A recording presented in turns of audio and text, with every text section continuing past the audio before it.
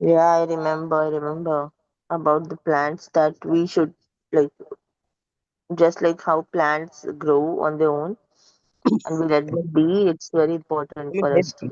no, no, actually not on their own. Actually, what happened, like when we plant, when we seed a plant, right? Put a seed for a plant. हम उसके ऊपर continue on a regular basis. We just give water, soil, just to help it grow. Not like putting too much mind effort कि अरे होगा नहीं होगा like that. लेकिन अभी क्या है ना कि डे टू डे लाइफ में whatever goal we want to achieve, तो उसमें क्या होता है कि भाई I am telling my example only like sometime we don't have the faith कि भाई अरे यार ये होगा नहीं होगा, specially when we are working on some high challenging task and we start seeing some, you can say, some challenges going forward and people say अरे यार uh, like this is too much of a goal and things like that.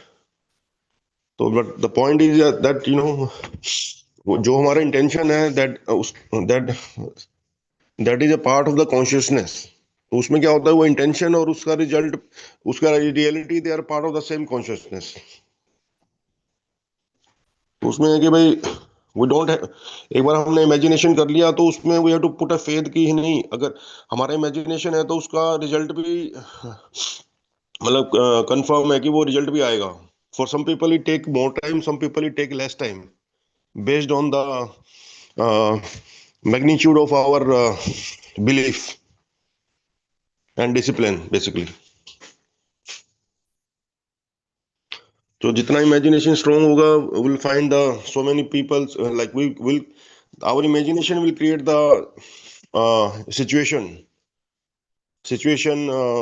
resources, people, and other things that we need to complete that. That's the story of consciousness basically. Yes, I wanted to share that. I found it very deep. Yeah. Where did you hear that? Hello. Yeah, Mansi, what did you say? I'm asking you, where did you hear this story of consciousness? यह था ना, ये जो philosopher है ना, Neville Goddard, you know that Saurabh once shared that feeling the secret, one small book he said, right? So that author has 10 books, तो उसका मैं कुछ ओह, कुछ पढ़ता रहता हूँ। अच्छा, मैं मुझे वो बुक पढ़ना है, लाइक देखते हैं एक बार, अभी इसके बाद शायद वो ले लेंगे। हाँ कैसा है तो वो दैट, बुक, आपने पढ़ा है क्या? या वाह, आई कैसा है? एम, व्हाट वुड यू से? नहीं वही ना, इट्स ऑल अबाउट मुझे व्हाट आई पढ़ना वाज, था बट मेरा रह गया। नहीं what I was saying is what I just told you today, right? To start with, उसका ये रहता है कि यू हैव टू, जो भी हमारा इंटेंशन है और जो हमारा, जो कहते हैं ना बार बार हमें इंटेंशन आता है कि ये करना है, ये करना है, राइट? दैट, तो that's part of the same consciousness. और बेसिकली क्या होता है, जो हमारा माइंड भी है और जो हमारा कॉन्शियसनेस है, it's it's full, it is aligned with the universal mind also. Our mind is not separate from the universal mind, it's a part of that. वो कहते हैं ना कि हमारे mind is, our mind is like, our consciousness is like our, वो broadcast station होता है ना, जैसे एक रेडियो स्टेशन का वो ब्रॉडकास्टिंग स्टेशन होता है, जहाँ पे you know you get connected to FM1, FM2, FM3, right? तो वही रहता है। तो basically through that those vibration we are connecting our consciousness, the vibration of our mind to the universal mind, जो इज यू नो यूनिवर्स में जो भी चीजें होती हैं, the law of gravity, rising of sun, rising of moon, they are part of the same like universal mind. तो हमारा mind भी उससे अलाइंड है, it is based on our thoughts and imagination, कि हम उससे कितना अलाइन करते हैं। तो this author says about same thing in more detail, like how our mind works, how we can align with the higher energy of the universe, क्योंकि सब thoughts का ही गेम है सारा। थॉट्स है बेसिकली वाइब्रेशन और belief, thoughts feelings and thought feelings basically with So our true. Imagination. जैसे नहीं होता कि So, देखो, when you if feel, you have when you, the if you know the other books of him, please do share, na, so we can also consider them. because I'm not aware of it. In Yeah, fact, yeah. वो भी book जो सौरभ ने share किया वो भी मुझे पढ़ना है. So let's see, we'll read it maybe. What you can do is put author name on the Google कि भाई books from Neville Goddard. You will find all that. वो अपने आप Okay, दिखा okay, yeah. देगा. Let's see. Just Let's put see. author name there. Yeah. Okay, yeah, I'll do that. I'll do. Okay, let's start. It's five of us, four of us, and I don't know about others, but yeah, it's five of us now. Yeah, hi Deepa, hi Richa. So, who would Good like to morning. read? Yeah, yeah. Good morning. Who would like to read today? Yeah, I would like to read, uh, Okay, but okay. Others, please type your name in the chat to follow after Deepa. So yeah, we have to start from where the screen is starting. So yeah, you can start. yeah, I'll use your screen. Yeah, 1 second. Can you wait? I'll open my Yeah, yeah. You can use my screen also. No problem.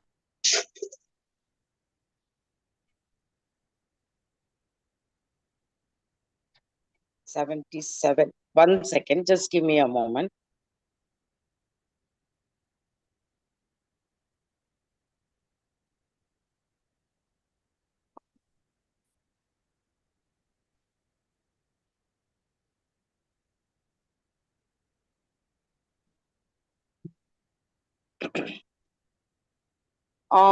Yeah, 77 page number, book number.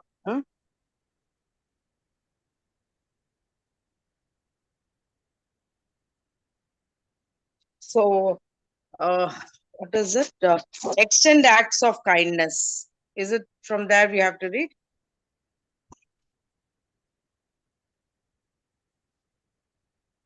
Good morning, everyone.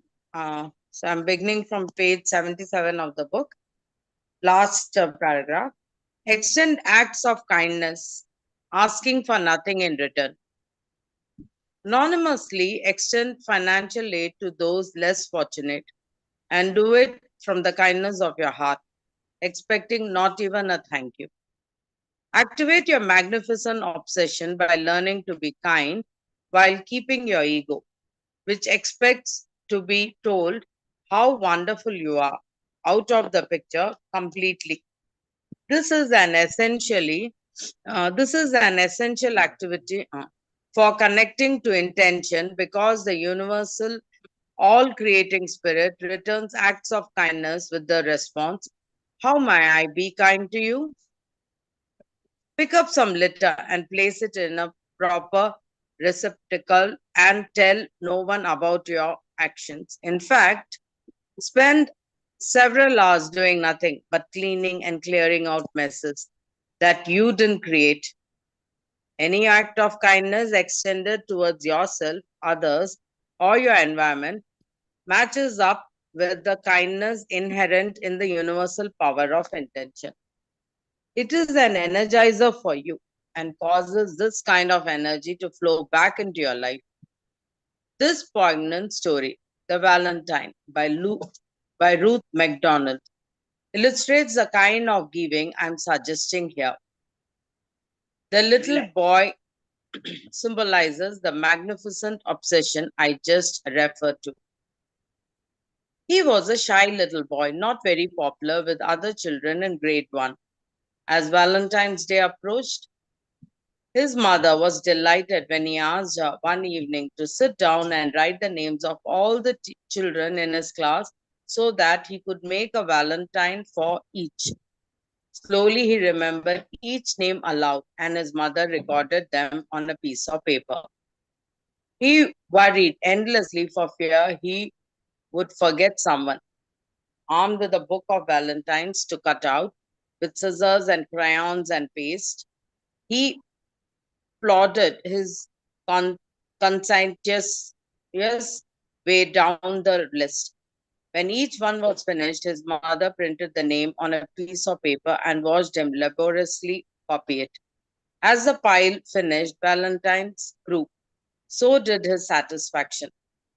About this time, his mother began to worry whether the other children would make valentines for him. He hurried home so fast each afternoon to get on with his task that it seemed likely the other children playing along the street would forget his existence altogether. How absolutely horrible if he went off to the party armed with 36 tokens of love and no one had remembered him.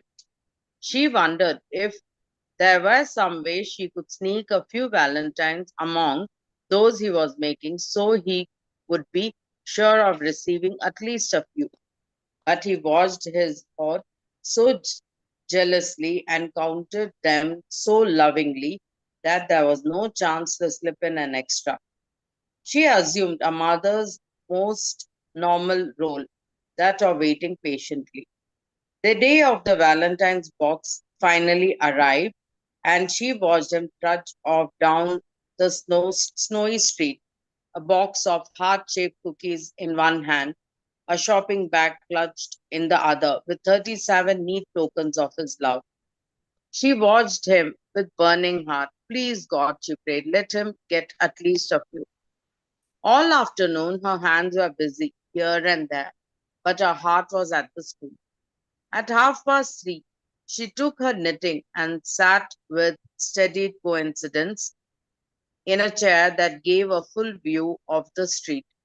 Finally, he appeared alone. Her heart sank. Up the street he came, turning every once in a while to back up a few steps into the wind.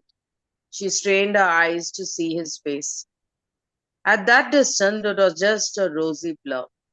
It was not until he walked in at the walk that she saw it, the one lone Valentine clutched in his little red mitt. Only one after all his work, and from the teacher probably. The knitting blurred before her eyes. If only you could stand between your child and life. She laid down her work and walked to meet him at the door. What rosy cheeks, she said. Here, let me untie your scarf. Were the cookies good? He turned toward her, a face shining with happiness and complete fulfillment. Do you know what? He said. I didn't forget a one, not a single one. Be specific when you affirm your intentions to raise your energy level and create your desires. Place your affirmations in strategic places where you will notice and read them throughout the day. For example, I intend to attract the job I desire into my life. I intend to be able to afford the specific automobile I envision myself driving by the 30th of the next month. I intend to donate 2 hours of my time this week to the underprivileged. I intend to heal myself of this persistent fatigue. Written affirmations have an energy of their own and will guide you in raising your energy level. I practice this myself. A woman named Lynn Hall, who lives in Toronto, sent me a beautiful plaque that I look at each day.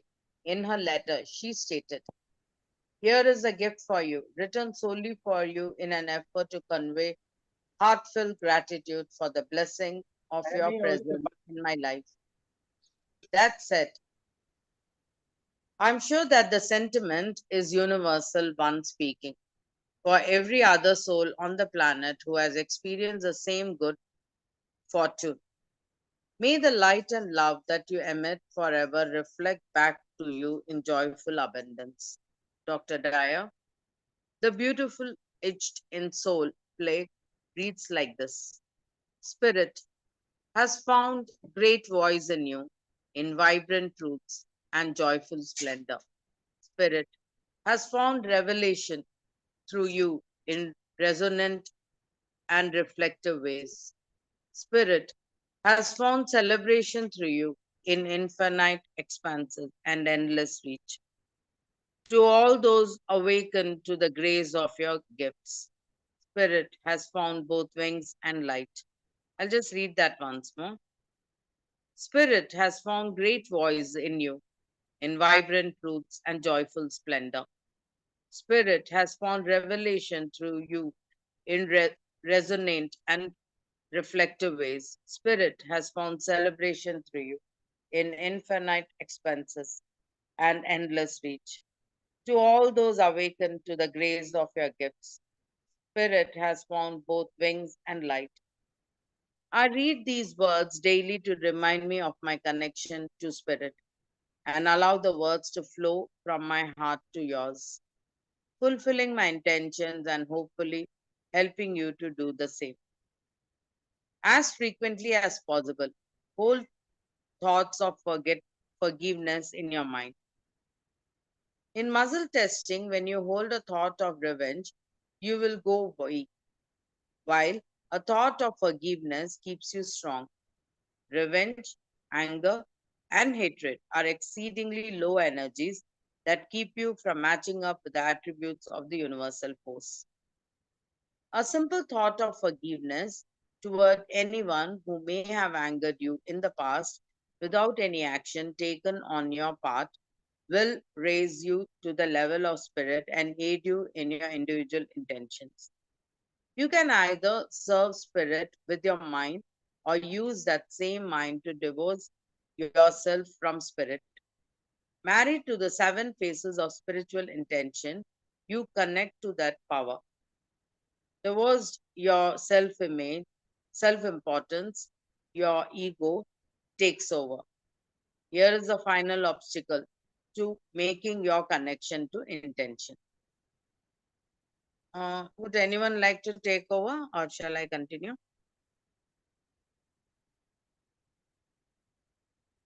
I can't see any names, so yeah, maybe you can continue. Yeah, go on, go on.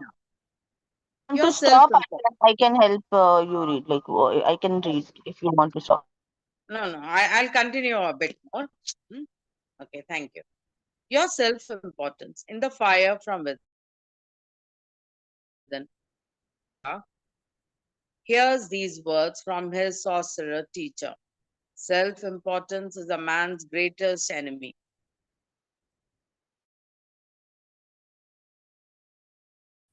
What weakens him is feeling offended by the deeds and that one spent most of one's life offended by someone or something. This is a major impediment to connecting to intention. You can all you can all too easily create a no match here. Basically, your feelings of self importance are what make you feel special. So let's deal with this concept of being special. It's essential that you have a strong self concept and that you feel unique. The problem is when you misidentify who you truly are by identifying yourself as your body, your achievement, and your possessions. Then you identify people who have accomplished less as inferior, and you feel important, and your self important superiority causes you to be constantly offended in one way or another. This misidentification is a source of most of your problems, as well as most of the problems of mankind. Feeling special leads us to our own to feeling special leads us to our self-importance. Castaneda writes later in his life, many years after his initial emergence into the world of sorcery, about the futility of self-importance. The more I thought about it, the more I talked to and observed myself and my fellow men, the more intense the conviction that something was rendering us incapable of any activity or interaction or any thought that didn't have the self as its focal point. With the self as a focal point, you sustain the illusion that you are your body, which is completely separate entity from all others. This sense of separatedness leads you to compete rather than cooperate with anyone else. Ultimately, it is no match with spirit and becomes a huge obstacle to your connection to the power of intention. In order to relinquish your self importance, you'll have to become aware of how entrenched it is in your life. Ego is simply an idea of who you are that you carry around with you. As such, it can't be surgically removed by having an egotomy. This idea of who you think you are will persistently erode any possibility you have of connecting to intention. Okay, I'll stop here. Uh, is there anyone? No. Yeah, yeah, no problem. Yeah. Yeah. Anyone wants to read next? Please write your names also. Anyone would like to take over? If no one is there, I can also read. Okay. Please type your name so you can read. I'll start. 7 steps for overcoming ego's hold on you. Here are 7 suggestions to help you transcend ingrained ideas of self-importance. All of these are designed to help prevent you from falsely identifying with the self-important ego. 1. Stop being offended. Wow. The behavior of others isn't a reason to be immobilized. That which offends you only weakens you. If you're looking for occasions to be offended, you'll find them at every turn. This is your ego at work convincing you that the world shouldn't be the way it is. But you can become an appreciator of life and match up with the universal spirit of creation. You can't reach the power of intention by being offended. By all means, act to eradicate the horrors of the world which emanate from massive ego identification, but stay in peace. As A Course in Miracles reminds us, peace is of God. You who are part of God are not at home except in His peace. I'll repeat it. Peace is of God. You who are part of God are not at home except in His peace. Being offended creates the same destructive energy that offended you in the first place and leads to attack, counterattack, and war. Second, let go of your need to win. Ego loves to divide us up into winners and losers. The pursuit of winning is a super fire means to avoid conscious contact with intention. Why? Because ultimately winning is impossible all the time. Someone out there will be faster, luckier, younger, stronger, and smarter. And back you'll go to feeling worthless and insignificant. You're not your winnings or your victories. You may enjoy competing and have fun in a world where winning is everything, but you don't have to be there in your thoughts. There are no losers in a world where we all share the same energy source. All you can say on a given day is that you performed at a certain level in comparison to the levels of others on that day. But today is another day with other competitors and new circumstances to consider. You're still the infinite presence in a body that's another day or decade older. I'll read. You are still the infinite presence in a body that's another day or decade older. Let's go of needing to win by not agreeing that the opposite of winning is losing. That's ego's fear. If your body isn't performing in a winning fashion on this day, it simply doesn't matter when you aren't identifying exclusively with your ego. Be the observer, noticing and enjoying it all without needing to win a trophy. Be at peace and match up with the energy of intention.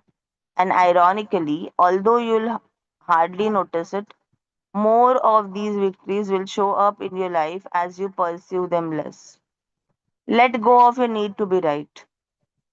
Third, ego is a source of a lot of conflict and dissension because it pushes you in the direction of making other people wrong. When you are hostile, you have disconnected from the power of intention. The creative spirit is kind, loving, and receptive, and free of anger, resentment, or bitterness. Letting go of your need to be right in your discussions and relationships is like saying to ego, I'm not a slave to you. I want to embrace kindness and reject your need to be right. In fact, I'm going to offer this person a chance to feel better by saying that she is right. And thank you and thank her for pointing me in the direction of truth. When you let go of the need to be right, you're able to strengthen your connection to the power of intention. But keep in mind that ego is a determined combatant. I've seen people willing to die rather than let go of being right. I've seen people end otherwise beautiful relationships by sticking to their need to be right. I urge you to let go of this ego driven need to be right by stopping yourself in the middle of an argument and asking yourself, do I want to be right or be happy?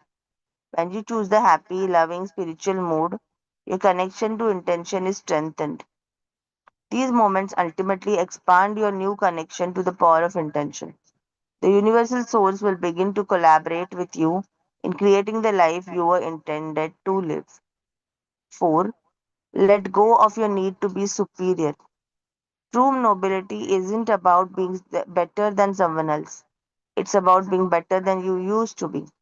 Stay focused on your growth with a constant awareness that no one on this planet is any better than anyone else. We all emanate from the same creative life force. We all have a mission to realize our intention, our intended essence, all that we need to fulfill our destiny is available to us. None of this is possible when you see yourself as superior to others. In an old saw, it's an old saw, but not less true. We are all equal in the eyes of God. Let go of your need to feel superior by seeing the unfolding of God in everyone. Don't access others on the basis of their appearance, achievements, positions, and other inside indices of ego. When you project feelings of superiority, that's what you get back, leading to resentments and ultimately hostile feelings. These feelings become the vehicle that takes you farther away from intention. A Course in Miracles addresses this need to be special and superior. Specialness always makes comparisons. It is established by a lack of a seen in by lack seen in another and maintained by searching for and keeping clear insight all lacks it can perceive. 5. Let go of your need to have more. The mantra of the ego is more. It's never satisfied. No matter how much you achieve or acquire, your ego will insist that it isn't enough.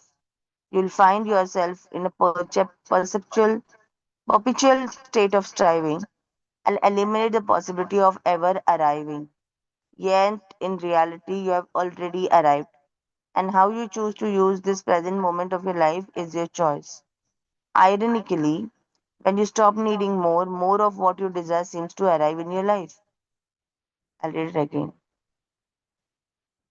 Ironically, when you stop needing more, more of what you desire seems to arrive in your life.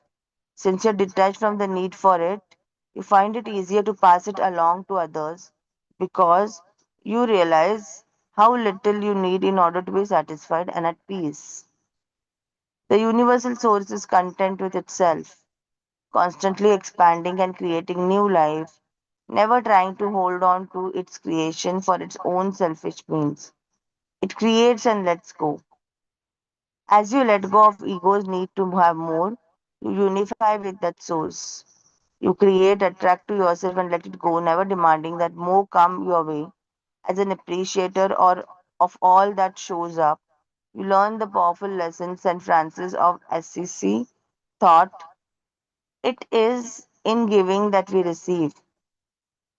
By allowing abundance to flow to and through you, you match up with your source and guarantee that this energy will continue to flow. 6. Let go of identifying yourself on the basis of your achievements. This is a big one because I think the world does this. Let go of your identifying yourself on the basis of your achievements. This may be a difficult concept if you think you are your achievements. God writes all the music. God sings all the songs. God builds all the buildings. God is the source of all your achievements. I can hear your ego loudly protesting. Nevertheless, stay tuned to this idea. All emanates from source. You and that source are one. You're not this body and its accomplishments. You're the observer. Notice it all and be grateful for the abilities you have been given, the motivation to achieve, and the stuff you have accumulated. But give all the credit to the power of intention which brought you into existence and which you are materialized part of.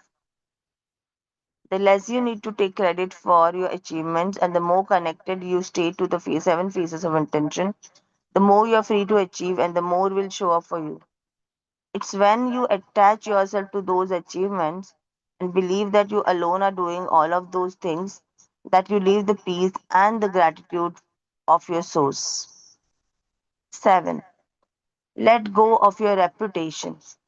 Your reputation is not located in you, it resides in the minds of others. Oh, this is deep. Your reputation is not located in you, it resides in the minds of others. Therefore, you have no control over it at all. If you speak to 30 people, you will have 30 reputations. Connecting to intention means listening to your heart and conducting yourself based on what your inner voice tells you in your purpose here. If you're overly concerned with how you are going to be perceived by everyone, then you have disconnected yourself from intention and allowed the opinions of others to guide you. This is your ego at work. It's an illusion that stands between you and the power of intention. There's nothing you can't do unless you disconnect from the power source and become convinced that your purpose is to prove to others how masterful and superior you are, and spend your energy attempting to win a giant reputation among other egos. I'll read it. Uh, I'll just want to read this. It's an illusion that stands between you and the power of intention. There's nothing you can't do unless you disconnect from the power source and become convinced that your purpose is to prove to others how masterful and superior you are, and spend your energy attempting to win a giant reputation among other egos. Wow. Do what you do because your inner voice, always connected to and grateful to your source, so directs you. Stay on purpose, detach from outcome, and take responsibility for what does reside in you, your character. Leave your reputation for others to debate. It has nothing to do with you. Or, as a book title says, what you think of me is none of my business.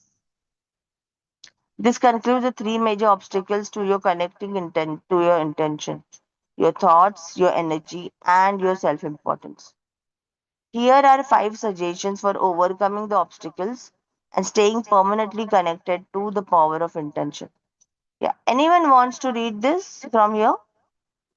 Yeah, can I'll I? go. Acha, Yeah, yeah. okay, okay, No, no, no. There are no names. You can read, Deepika. And if anyone, yeah, I think you will be the last one because we are near time. So, okay. yeah, yeah. Go on, go on. Yeah, thank you, Mansi, and thank you, everyone. Good morning. Five suggestions for implementing the ideas in this chapter.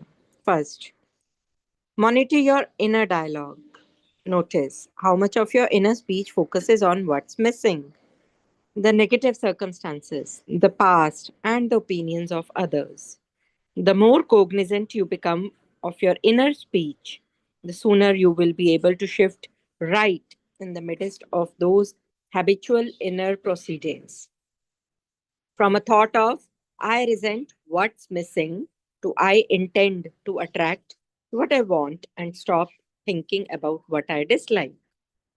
That new inner dialogue becomes the link connecting you to intention. Second, lighten moments of doubt and depression. Notice the moments that aren't a part of your higher nature. Reject thoughts that support an inability on your part to match up with intention. Remain faithful to the light is good advice. Recently, a friend and teacher learned of a struggle I was personally going through and wrote to me, remember, one, the sun is shining behind the clouds. Be faithful to the light that's always there. Third, be aware of low energy. Recall that everything, which includes your thoughts, has an energy frequency that can be calibrated to determine whether it will strengthen or weaken you. When you find yourself either thinking in low energy ways or immersed in low, weakening energy, resolve to bring a higher vibration to the presence of that deliberate debilitating situation. Fourth, talk to your ego and let it know that it has no control over you today. In my children's bedroom here on Moy, I have framed the following observation, which they see each morning. While they joke and laugh about it, they get the essential message and share it out loud when anyone, including me, gets upset during the day. Good morning. This is God. I will be handling all of your problems today. I will not need your help. So have a miraculous day. Beautiful. Fifth, view obstacles as opportunities to circulate the power of unbending intent. Unbending means just what it says. I intend to stay connected to my source and thereby gain the power of my source. This means being at peace, detaching yourself from the circumstances, and seeing yourself as the observer rather than the victim. Then turning it all over to your source and knowing that you will receive the guidance and assistance you require.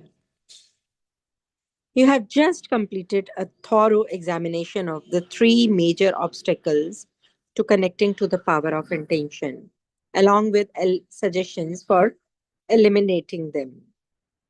In the next chapter, I will explain how you impact those around you when you raise your energy level to the highest spiritual frequencies and live your days connected to intention. When you are connected to the power of intention, everywhere you go and everyone you meet is affected by you and the energy you radiate. As you become the power of intention, you will see your dreams being fulfilled almost magically. And you will see yourself creating huge ripples in the energy fields of others by your presence and nothing more. Yeah, we'll stop here. Yeah, thank you. Thank you for reading for us. Thank you, everyone. Yeah, we are open for discussion. So, whatever anyone wants to share, talk, any insights, please feel free. I love this poem. I'll just read it again before we read. And I think this should be a wonderful reminder for all of us every day, too. Good morning, this is God. I will be handling all of your problems today. I will not need your help. So, have a miraculous day. Wonderful note, right? Yeah, go on. Yeah, Richa, please share. Yeah, I was going to read the poem myself too. I wrote it down while Deepika Oh, was reading what's it. it? Okay, Yes. I didn't know. Otherwise, I would have asked you to read it. Sorry. No, no, Yeah. no, no, no, no, no worries at all. In fact, it was nice to be able to hear it in two of the angels' voices. So it's Let's all read it good. once again, na? Let's read. Or let's do this. As we close the session today, you will close with this poem. Yes, yes, yes, For us. yes. And that time you read it for us. Okay. Yes. Yeah, Yeah, go on. so for the shares, I mean, yeah, of course, thank you for covering the poem. That was very beautiful, obviously. Loved it. And I think I'm going to put it on a whiteboard in my room as well, in my bedroom. The other things, I mean, of course, I liked all of the seven steps that the author has discussed for overcoming the our ego's hold on us. Specifically, two of the things that really caught my attention today were the lines that universal source creates and lets go. So not having the need for more, right? And the moment you just start creating and letting go of it, you will have more of what you desire. That was very beautifully explained with all of the words the author has used. And the next one was your reputation is not located in you, it resides in the mind of others. I think that was very well said in very simple words and very powerful. That's all from my end for today. Wow. Thank you. That was beautiful. So I remembered of something. Yeah, the reputation part also was a great learning for me today. So yeah, I had heard of all these five or seven things that he shared na about ego, bits and pieces here and there, but together having those seven as pointers was a wonderful thing. Maybe we should have create an acronym or do something around it. And yeah, you created a wonderful acronym, Richa, the other day for that first part, right? Yeah, KBC. the real KBC. That was very beautiful. Connector thing. So I just Yes, replied that कौन बनेगा करोड़पति is to कौन बनेगा connector. yes, So yes. Yeah. yeah. So another that was beautiful reputation part because I feel the world around us operates through that, and that's how we see ourselves worthy or not worthy because we are always constantly trying to prove ourselves to something or someone or something at least if not anything to ourselves or our parents at least. I have seen this happen, and that's been the pain for many people, and it's very deep rooted. So we are not even aware of it at many places. We're trying to prove ourselves smarter in so many places, so many things. That is one thing that reminded me. And the other thing that I just remembered was one of the saint. I had said it before. I'll just repeat it once again. So one of the saint, I don't know his name, but he was asked that what is the biggest thing that you think people are most attached to, because in spirituality they teach you to be not attached and non like leave attachment and be detached, and all of that is one of the core principles, right, of when you walk on that path of spirituality. So the first thing, so this thing, he was asked, what have you observed that is the thing that people are most attached to and not able to leave behind? And the answer was very interesting. What he said was opinions. So he said people are very attached to their own opinions. So that's where the desire to prove right and wrong and all of that comes from, right? So I love that answer, and that has really taught me to be a little um, less attached to my opinions and be open to receive and understand others' opinions too. So that is something that I remember always. So yeah, just wanted to share that. These it just got reminded today when we were reading all of this, and I do agree with each and every point that he shared about the ego, and very beautiful. I loved it. So yeah. Yep, Mhm. Mansi, and I wanted to add, you brought up the very valid point about us having the need to prove ourselves, at least around parents, right? So, a few months back, I was talking to one of my very close friends, and she mentioned something which really stuck with me. She was mentioning how parenting has changed in the current age. So, this is especially true for, I think, all you parents who have kids like under 10. And what she was saying was, at least in, like, she's in Singapore. So, the kind of parenting techniques that they are being taught now is to anytime their kids do good, you are advised to say things like, oh wow, that's great job, you must be so proud of yourself, right? And it's a very slight shift of how you are using these words, because our generation, like when we were growing up, we used to hear our parents would say, oh great job, I'm so proud of you, right? So when parents say that, we are seeking that, we are always seeking that validation. But now in today's world, like they are teaching, and I'm glad that they are teaching this kind of parenting technique to people, where they are encouraging parents to say to the kids that the kids must be so proud of themselves. And just this slight shift, I think, is a game changer, because we are teaching the kids not to seek validation of the parent, like what the parent thinks of them, rather than that, like they are focusing on how they can feel about this achievement. So yeah, I just got reminded of it, so I wanted to share. That's beautiful. In fact, I don't know if we had had this conversation before, but I literally had a deja vu moment where I felt like this has happened before, or I just felt like we had a similar Maybe and I same might have reaction. mentioned. I don't know. I might have. And I I don't. also had, I think I saw a reel somewhere, or you only told me, I don't remember where I heard it from. But I do this these days after listening to this, after realizing this. Now, even when I have to appreciate my daughter, the first thing that comes to my mouth is, I'm so proud of you, right? So I just replace it. Even if I happen to say this sentence many a times, I replace it with, so you must be so proud of yourself too. And then she is very proud of herself whenever I say that. And so that's fun. Yeah, I have started implementing it.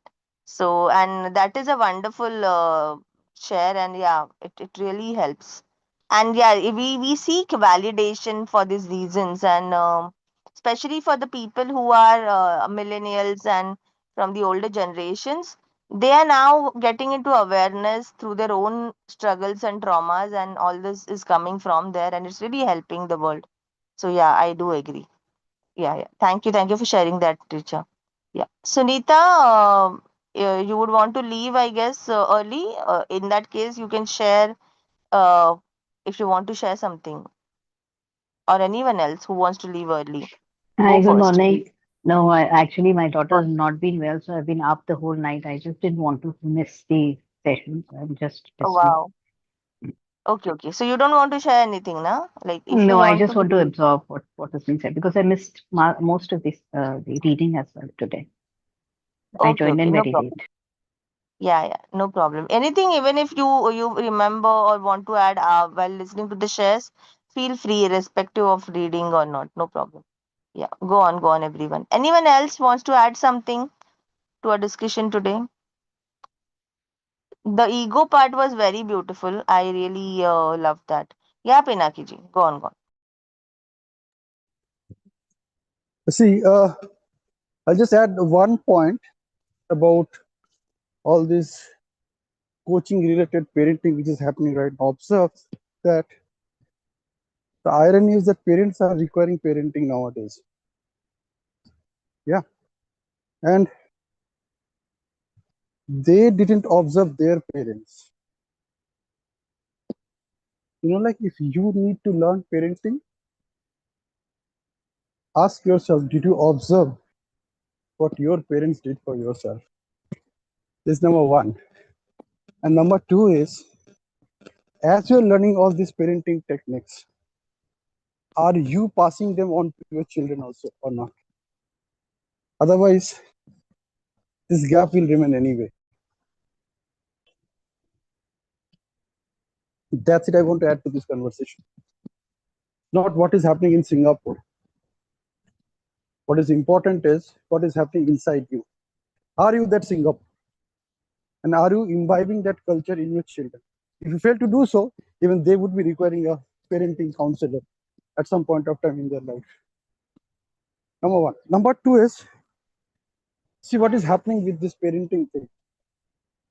The young generation, the Gen Z, they don't want to become parents. Did you notice that? How many of you noticed that? They want to get married just for the sake of getting married. Even for them, marriage is as good as living together, nothing beyond that. And after a few years, sometimes even after a few months, things are not working for them.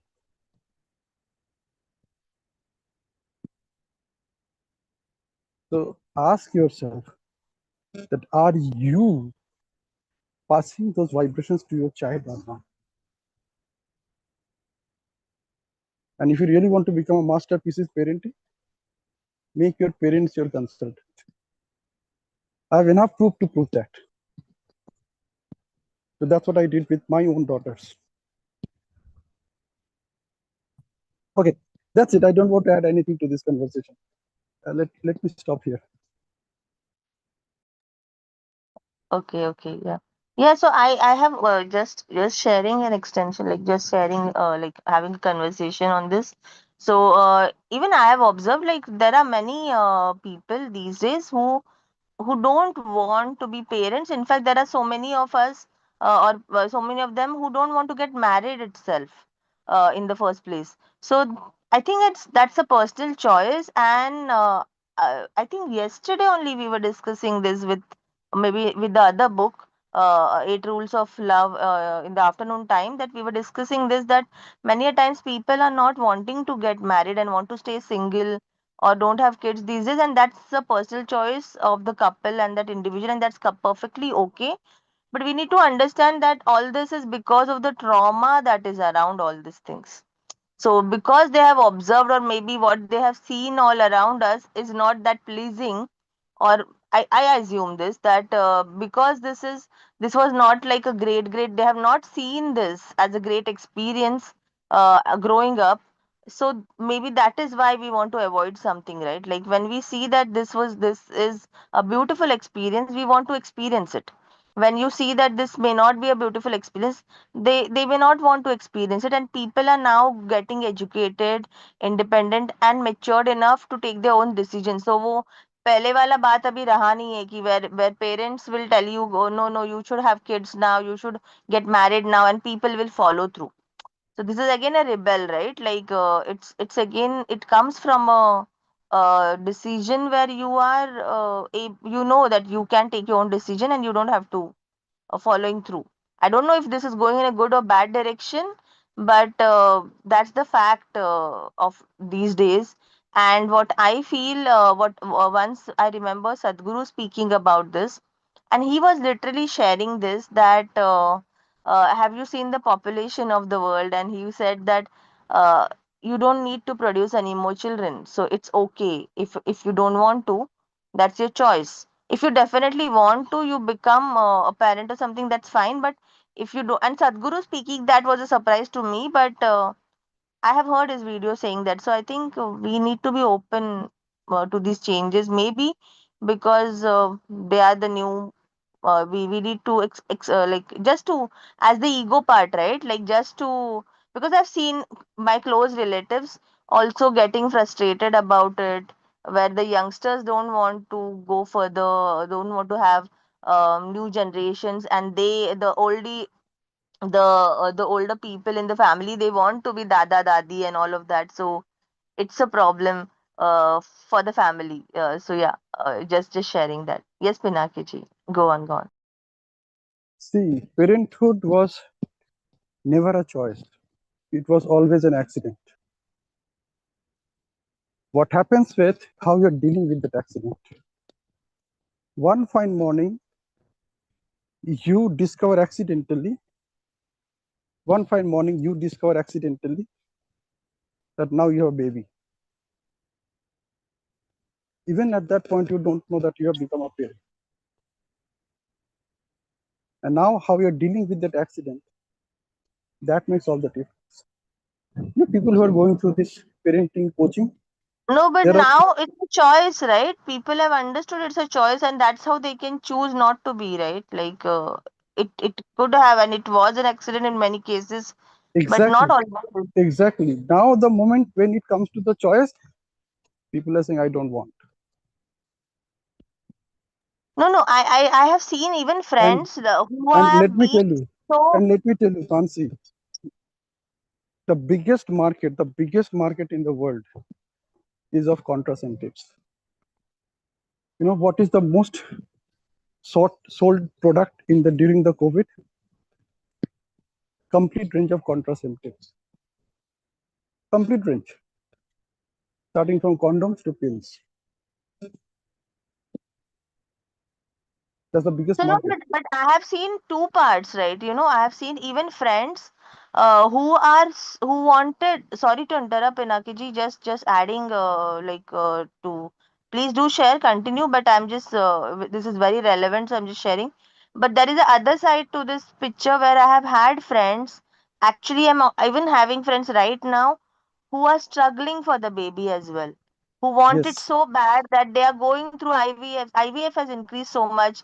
So one of our exactly, friends recently adopted a exactly. baby I after was just all coming to the that. trials. Yeah, so it's I was it's just both coming ways. to that. That why there are so many IVF clinics now. Why? It's you who created this inadequacy in your body, the way you thought, the intentions that you carried over so many years. When you and I were born, there were no IVF clinics. We didn't require it.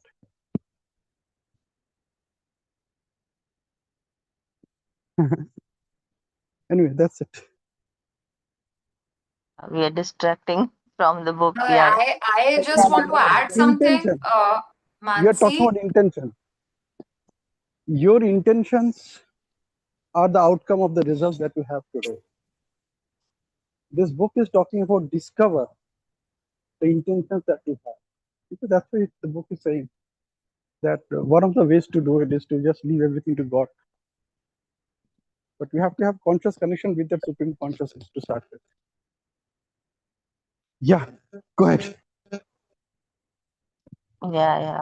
We're No, I just diverging. wanted to add, Mansi, because you mentioned, right, you have friends, and in fact, I don't feel hesitant in sharing this as well. I'm not a Gen Z, I am a millennial, but me and my husband, we have, like, so far decided not to have kids, right? And it's by choice. And I don't even feel obliged to give the reason out there to anyone because there are so many reasons for it. One of them being what you had mentioned, what Sadhguru had also mentioned, right? That we have so much population on this earth. So one couple or whatever, few couples deciding not to have kids is fine. And we are barely able to at times take care of ourselves. So first figuring out, what we can do. And again, I'm trying to also focus on what the author has said. So this is not about winning an argument or picking a side. I am just sharing my side of experience because it's very easy to make strong statements about, oh, this is what people are doing or have been doing. I don't think we can bracket people with blanket statements because we are all such different individuals, and we all have our own reasons, and human psyche is very complex, right? So we can't figure it out, just five of us here discussing. I don't think we can figure out, okay, why this is happening and where this is going. So I I would think that, yeah, I think bringing it back to the intention of what we are trying to do, might help us better as a group. Yeah, very true. In fact, I was just that was a stark realization as we were discussing all of this. That again, coming to the point of ego, these are all our opinions, right? So we all have our own opinions, and getting attached to our opinions is ego in one place. So yeah, we need to be aware of this. So just it was a realization for myself. So whatever, in fact, every discussion, every day, whatever we discuss, we are just presenting our opinions about that particular thing. So there are all possibilities of it being truth or not. And the more we are open to all of that, it will actually expand us as individuals. What was my realization in the middle of the discussion today? So just wanted to bring it out, like just share it out aloud. That's it. So eventually, whatever we talk, whatever we assume, are our opinions of the situation and everything. So yeah. So anything else anyone wants to add? It was a very different kind of discussion today. Uh, Sorry for the diversion from the book topic. So we can just get back to intention and the ego part that we read today. If anyone wants to share anything of that sort, anything, or we can just close for today. Yeah, just want Yeah, to man. add one. Yeah. See, the thing Yeah. is, I will just focus on what we read today. The intention thing is that, see, the point is that, through our own intentions, we are basically, if we need to, the point is that we need to believe on our intentions, because what happens is that when we believe on our intentions are coming from our mind, and our individual mind is not separate from the universal mind. It's a part of that, if we believe that. And when I use that belief in my own experience of life, I find it very useful. So what I'm trying to say is that, when you follow your intention, and if you are very mindful of that how that intention is going to do what you desire to do, If that is making you complete sense, then you don't have to worry about anything else. And one more thing is, what we based on our intention, if we are able to with that intention, if we are able to do what we want to do on a consistent basis, I strongly believe that everything else will take care of and this thing will take care of that. And one more thing is, to follow our intention, we don't have to prove anybody or depend on anybody to make it happen, because every individual mind has a power of the universal mind. The power of universal mind, like what is the law of gravity, sun rising, moon rising, and all those things like that. So we have enough power, we have so much power inside us that we don't have to prove anybody to make us feel happy, successful, or whatever we want to achieve in life. I think that itself is a very powerful thing to know and implement that. Thank you. Yeah. Yeah, very, very beautifully shared, Manishji. Very true. I think only sometimes that we diverge from it, that we need help to tap into that power again. But yes, we do all have access to it, and naturally we are actually connected. So we just get distracted, and that's where we need help sometimes. Yeah, yeah, Pinaki ji, please go on. Yeah, this is one way I catch myself whether my ego is showing up or not. It's just like noticing that whether I'm seeking validation on whatever I'm doing or I'm saying or I'm sharing. So sometimes I can't do that because I notice that yes, I'm looking for validation. And that is the moment I catch myself that yes, my ego is showing up and others can see it. Like that I talk about outside. Outside is what people see it, see in you. So I just thought about adding this to this conversation. That's it.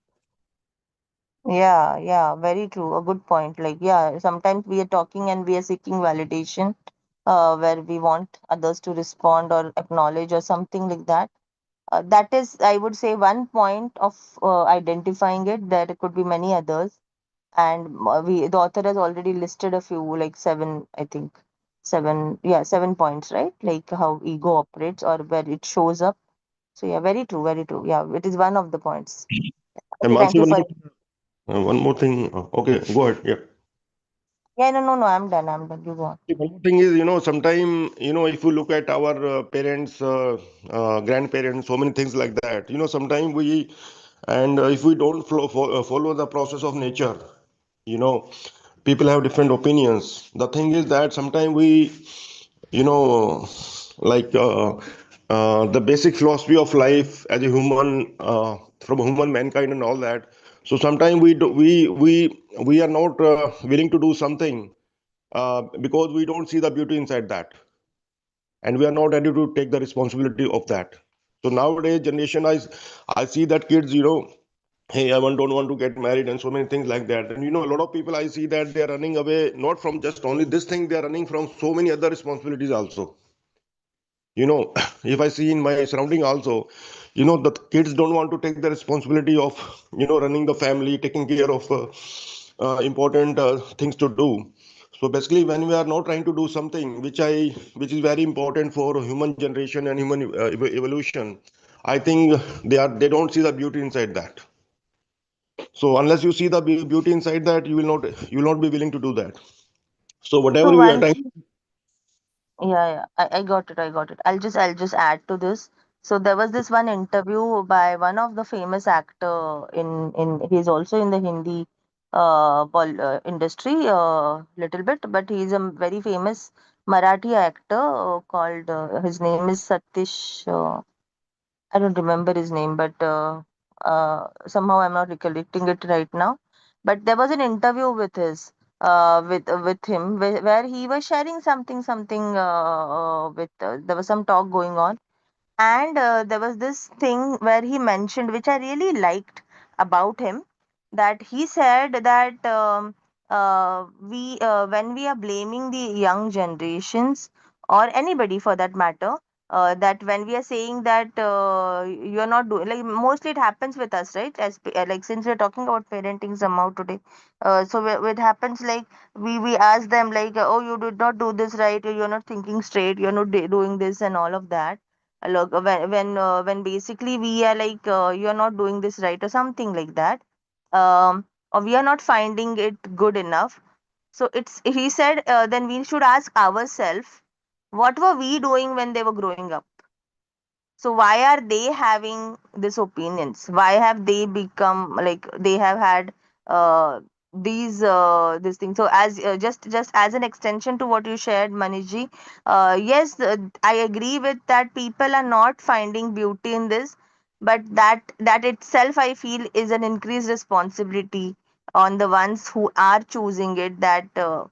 Uh, to actually experience it, or that becomes a responsibility of the older generations too, uh, that you show the beauty, right? Like when you show, and when you not to show, but when you actually experience the beauty and you live it that way, it's going to pass on.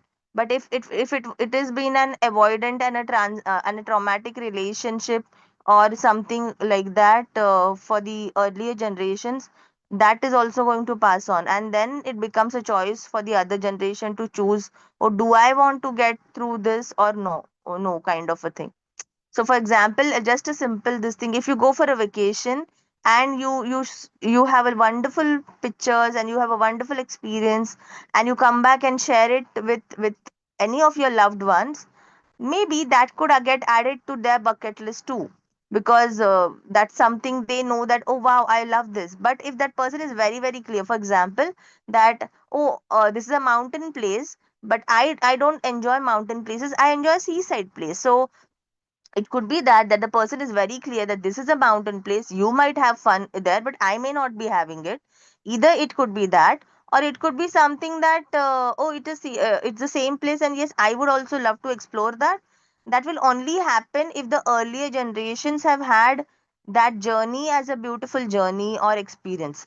But somehow in today's what's going on around, from in my awareness, is people, as Pinaki also shared, right? People are seeking parental advice and all of that because they have not really had conscious choices over there, and people have not had great experiences, and they are operating. Even now, they say, right, like there are different parenting styles, so that are picked from our own parents. So, and we need to alter them. We need to check them. Do partners can have two different parenting styles? So there's so many things around that. All this awareness was not there. It all just happened in the earlier generation, and that has caused a lot of traumas in people, from what I understand. And that is how all this is changing. And yes, now they don't. और वो जो बात थी ना पहले की, नहीं नहीं बेटा चाहिए, we need to take the generation ahead and all of that, people are not vouching for it anymore. So there are a lot and lot of changes happening, and I don't know what else is going to happen by the time my daughter grows up. But yeah, just sharing my this thing opinions again. So yeah, just adding to what you shared, Manishi. Yeah, one more thing I want to add, that nowadays, new kid. I'm not saying, I'm not just telling the, from one person point of view.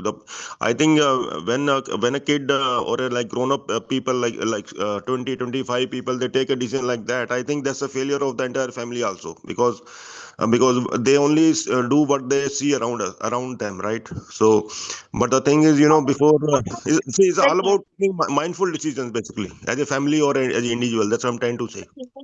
We cannot blame anyone for that. It's the society. So it's not the kid when it's growing up. It's not just the family that it's observing, right? And I think we need to respect it. It's okay, right? Instead of assuming that and see, there are many technical difficulties also. Like I know people who don't have support. So they although they would want to, but they know it's not practically possible to go through all of that, because earlier there were joint families, there were support systems that were very stronger.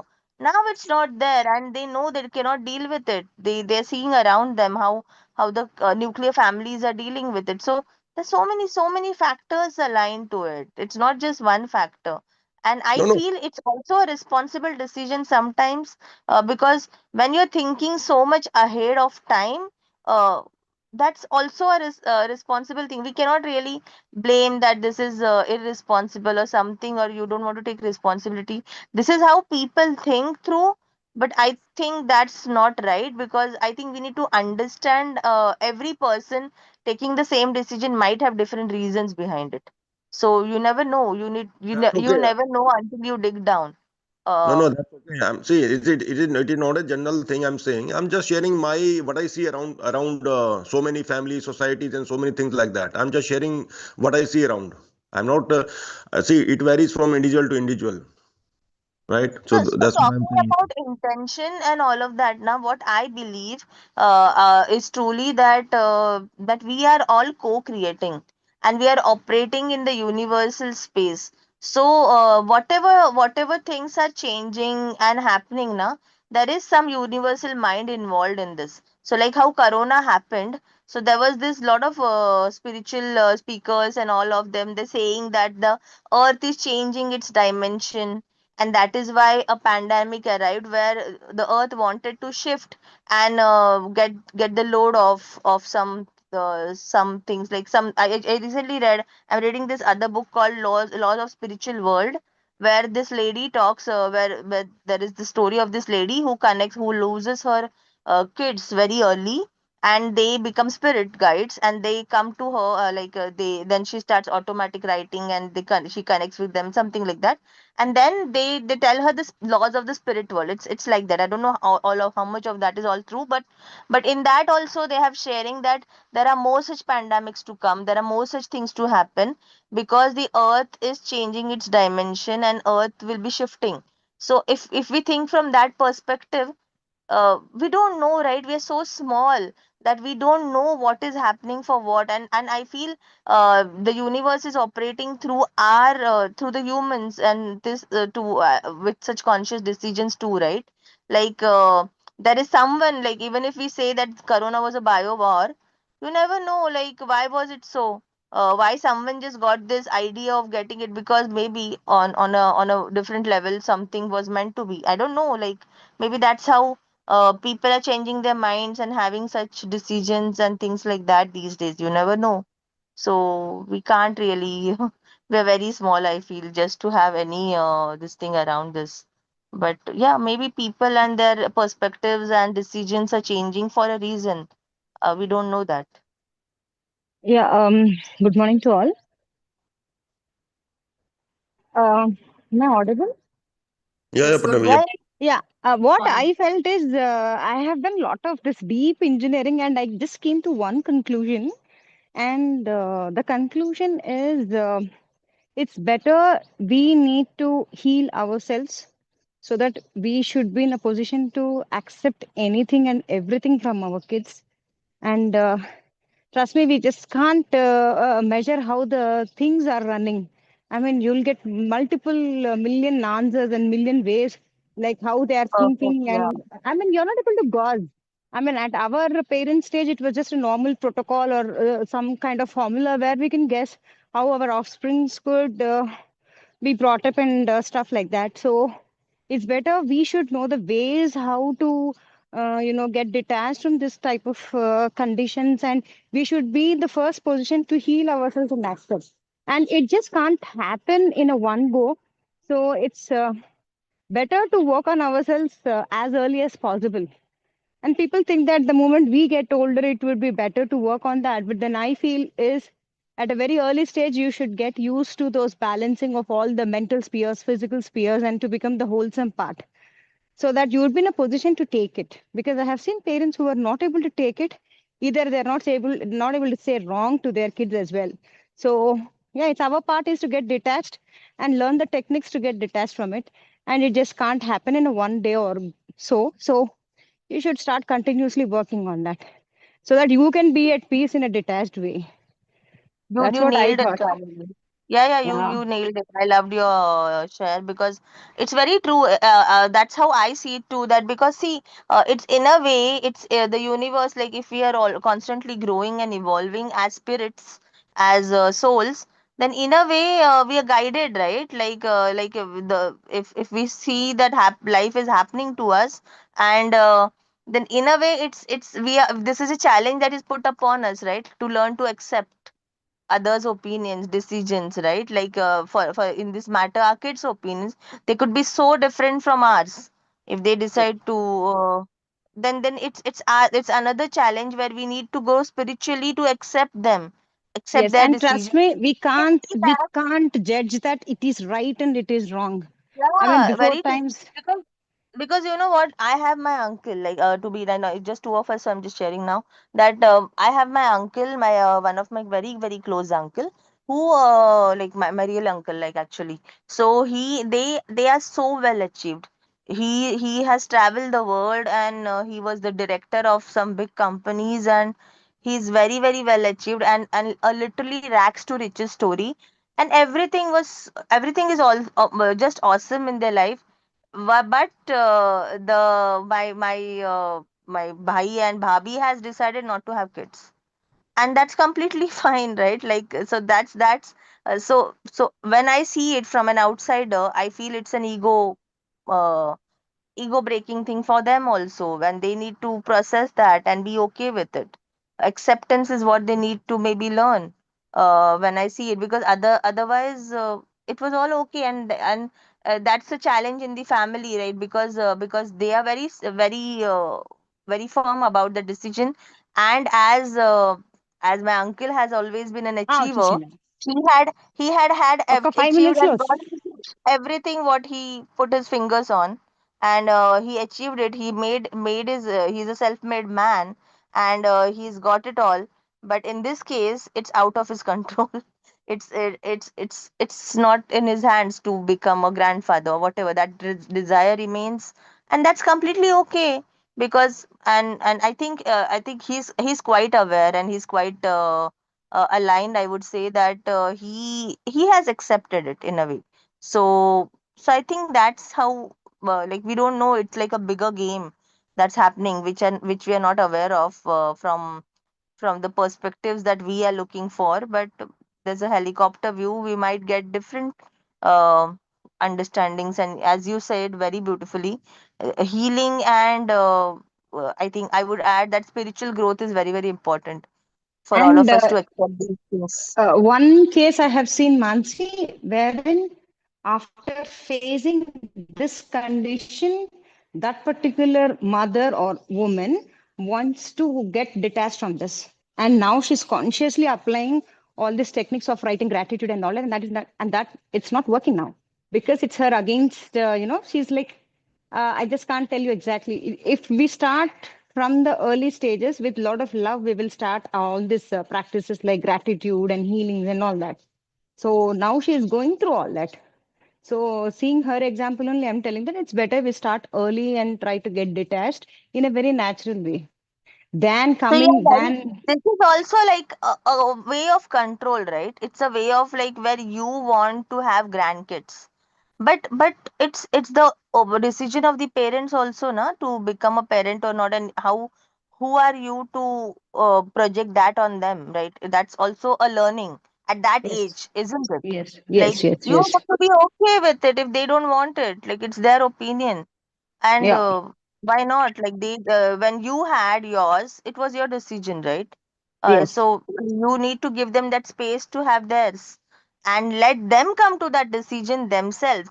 If that happens as per your wish, then it would be awesome. But if not, then you need to, then acceptance is what you need to learn, or surrender, yes, or whatever. Like, that is also a thing, yes. right? Like, we can't force anyone on anyone. And that's a learning as well at every stage. Yeah, Manish ji, we'll close now, like in a minute. Like, it's already And what 3:39.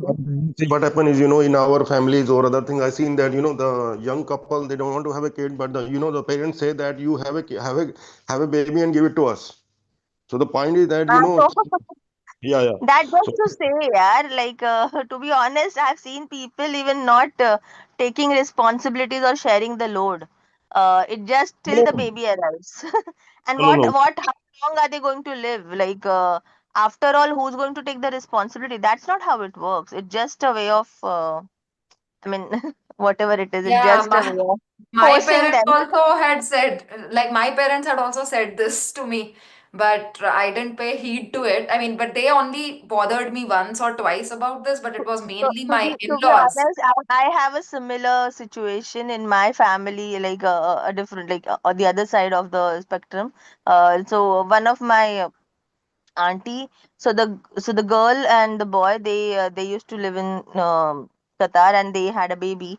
And it was I don't know, they decided, like, there was no issue around having a baby or no, or something like that. I don't know what was the scene, but now the baby has been taken care by the grandparents, and the mom is staying alone in Qatar, just working because she's a working mom and she cannot leave her job. So she's not staying with the baby at all.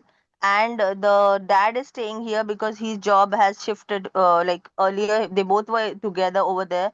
Now he's here with his parents, taking care of the baby, and almost not taking care of the baby because he's out whole day, and the baby is being raised by the grandparents.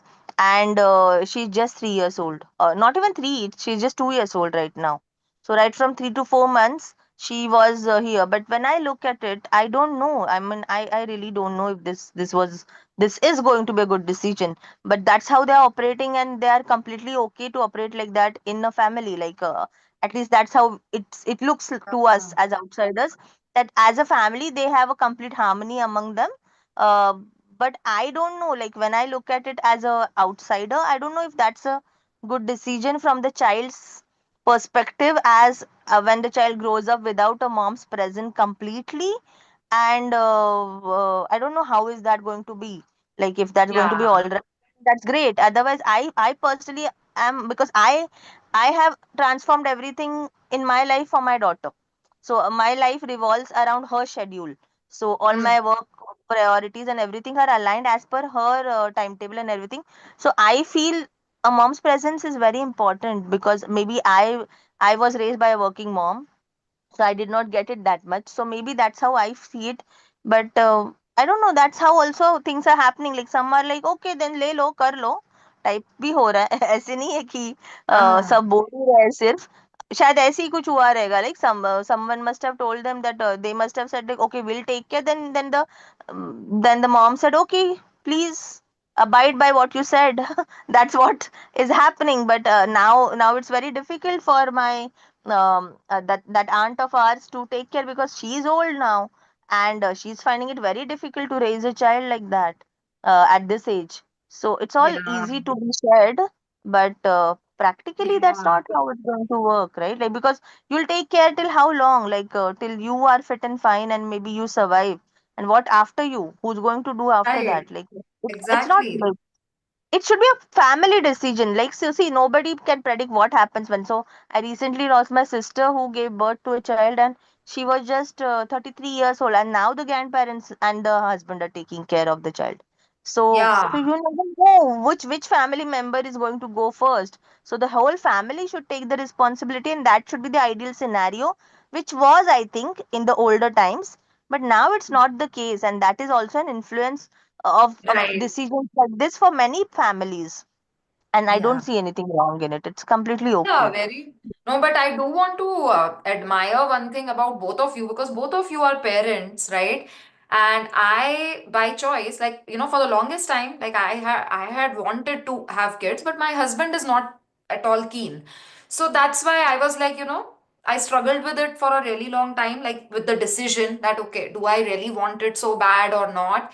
But during that whole period, what I realized was like got so much judgment. Even today, I get a lot of judgment from people because they think, oh, my life is easy. But I can't begin to tell them how difficult my life has been because of my childhood trauma and other things.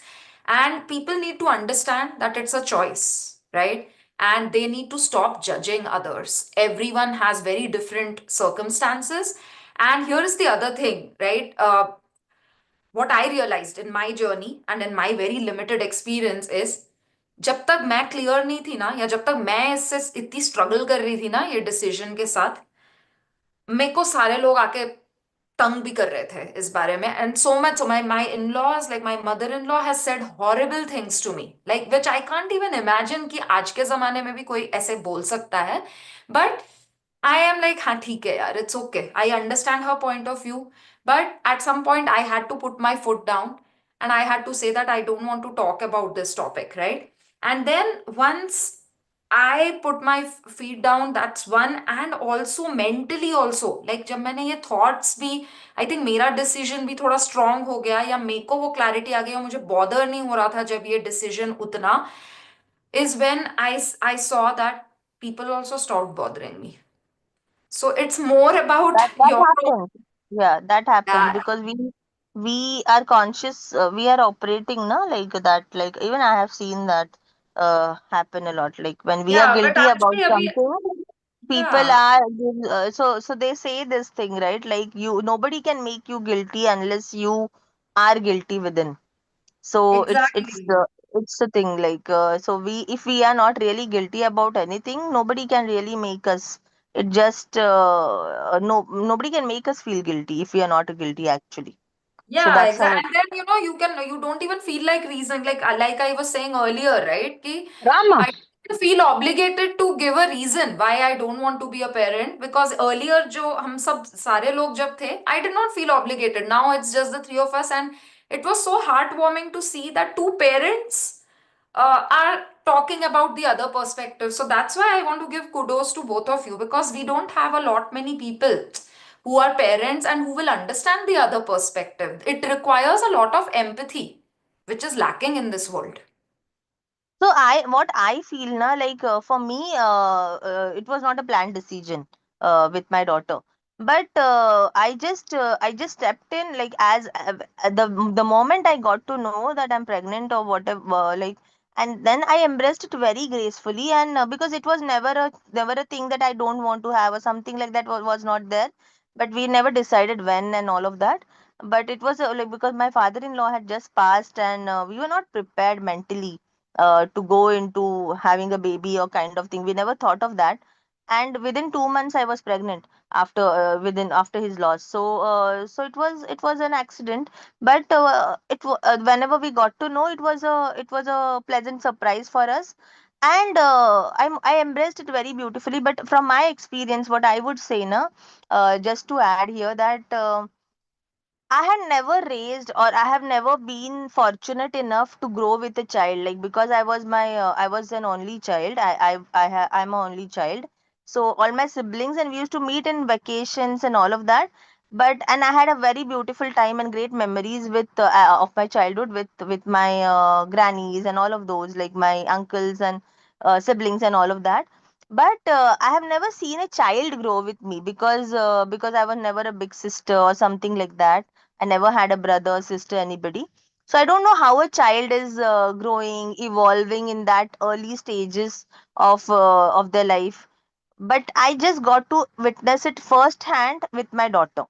And when I went through that experience, I felt, wow, this is so beautiful. Just to see someone grow, and I lived it every moment. Like I still do it, and sometimes I'm busy and I feel guilty about it. Then I just match that up or something like that. But otherwise, that's been a beautiful experience for me.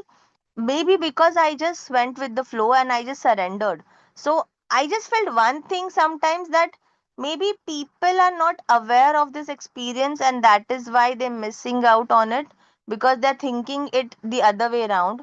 They're only looking at the traumas involved with it.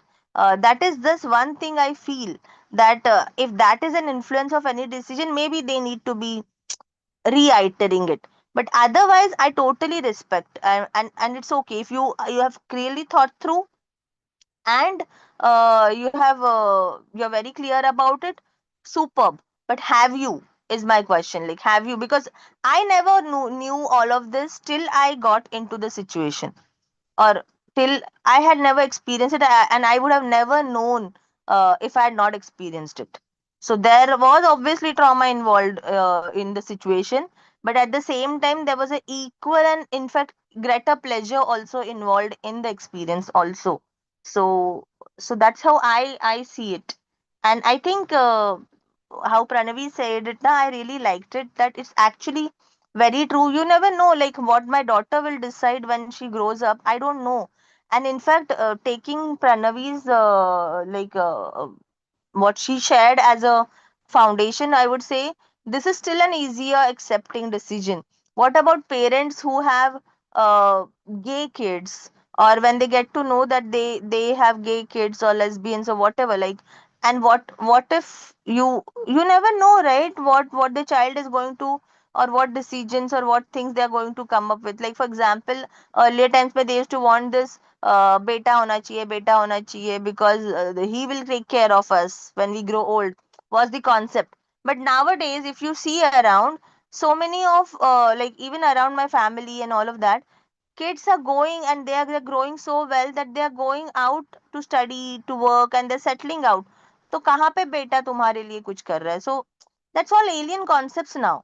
But many people are just abiding by them.